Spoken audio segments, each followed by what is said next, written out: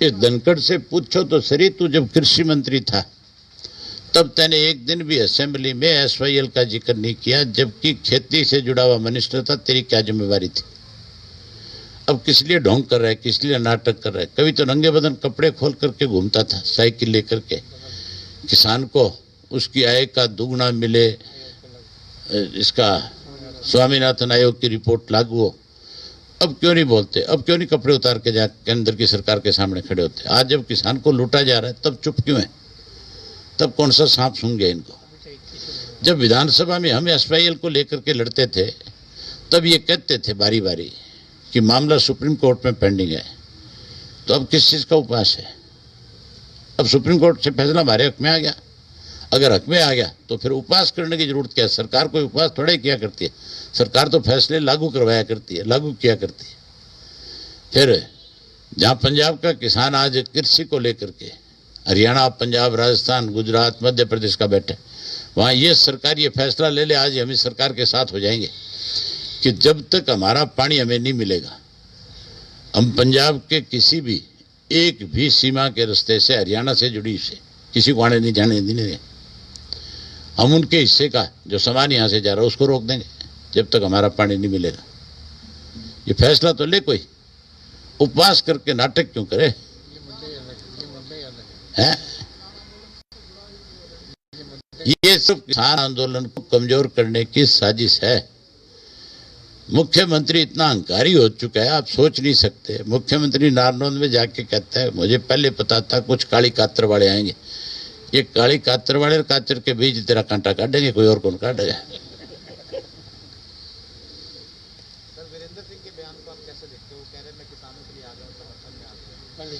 चलो, परमात्मा ने सद्बुद्धि दी उनको, मैं स्वागत करता हूं उनकी इस बात का।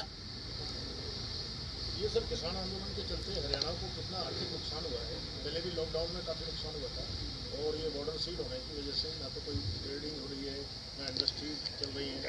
तो इस बारे में आप क्या आपने कह दिया, आपके मुंह में भी मुझे लगता है कैप्सूल किसी ने रखा है कि आप जाकर के इस तरह की चर्चा करो। लेकिन आप मुझे एक चीज बताओ, जब लॉकडाउन था इस देश में तब हमारी इकोनॉमी जो है हर तरफ से पूर्ण रूप से जो है जीडीपी जो है गिर गई थी इस देश की। देश ने दुनिया पे असर था।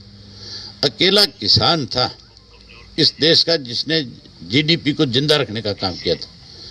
तो आपको तो किसान के साथ जो गलत किया जा रहा है उसके पक्ष में खड़ा होना चाहिए सरकार के खिलाफ कि हमने वो टाइम भी देख लिया, वो 6 महीने भी देखे जब कोई इंडस्ट्री नहीं चल रही थी, कहीं कोई सामान बेचने के लिए दुकान नहीं खुल रही थी, कोई मॉल कहीं खुला नहीं था, आप घर से बाहर नहीं जा सकते थे। केवल किसान था, अन्नदाता था, जिसने इस देश को खुशहाल रखा और जिसने ही इस देश को बचाने का काम किया। आज अगर उसको कोई मारेगा तो फिर मुझे लगता है कि आपको उन बड़े इंडस्ट्रीज की चिंता हो जाएगी। तो आपको बजाय उनकी चिंता छोड़ करके, क्योंकि आप भी मीडियम क्लास के लोग, आप भी उस श्रेणी में नहीं आते कहीं पे। ये ठीक है कि आपका प्रोफेशन दूसरा है, लेकिन आपका गुजारा भी मेरी ख्याल बहुत मुश्किल से चलता होगा। आपको भी कई दफ़ा बच्चों की फीस भरने में दिक्कत आती होगी। इसलिए आपको अपनी क्लास के साथ खड़े होकर के उसको न्याय दिलवाना चाहिए। अब आपको चाय पिलाता हूँ।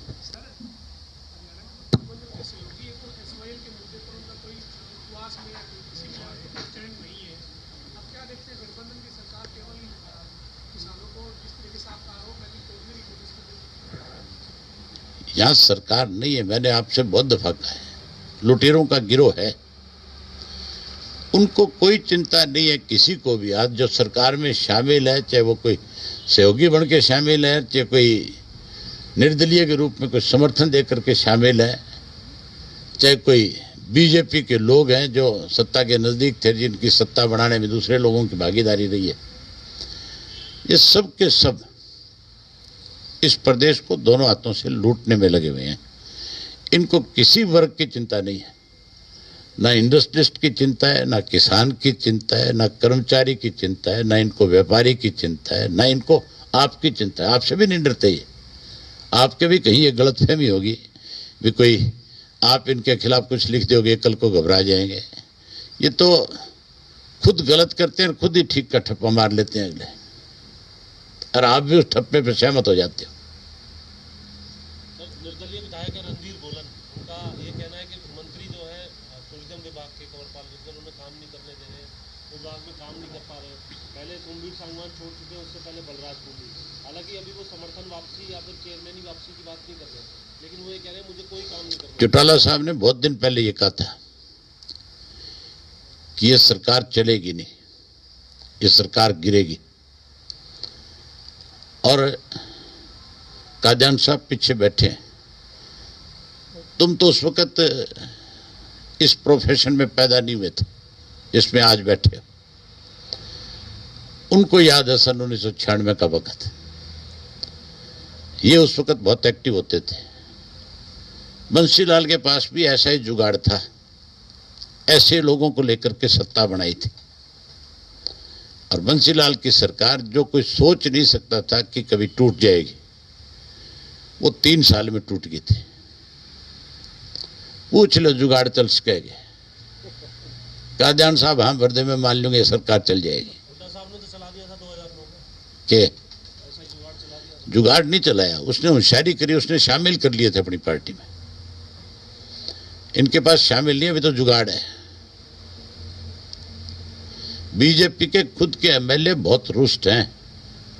किसी दिन बीजेपी के एमएलए भी जिस तरह से गोलन जैसे लोग आज बात करते हैं, इस तरह की बात कह करके पार्टी से बाहर आ जाएंगे। यह जुगाड़ चलेगा नहीं, ये सरकार नहीं चलेगी, सरकार 100% जाएगी। मुख्यमंत्री कितना विचलित है आप इस बात से अंदाजा लगा लो। जो ये कहता है प्रेस के सामने कि विपक्ष के लोग रात को सपने में मुझे चीफ मिनिस्टर के पद से हटा करके मुख्यमंत्री के सपने लेकर के सोते हैं, इसका मतलब सपने आने लग गए उसको एहसास हो गया इस बात का भी तेरी रांद कटनाड़ी है। वैलिडिटी कब तक है सर सरकार की? जिस दिन वैलिडिटी खत्म होगी तू ही मुझे फोन करके बताएगा, आज होगी खत्म।